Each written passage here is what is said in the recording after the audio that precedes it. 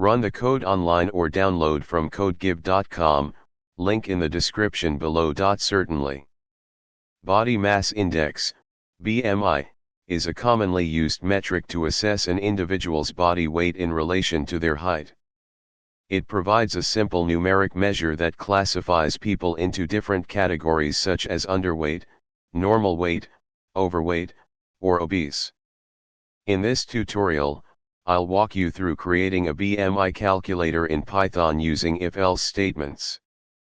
In this code, we define two functions, calculate_BMI to compute the BMI using weight and height, and interpret_BMI to classify the BMI into different categories.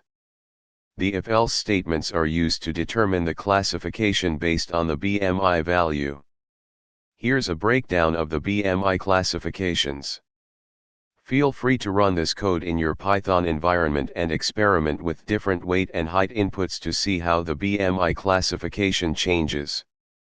ChatGPT.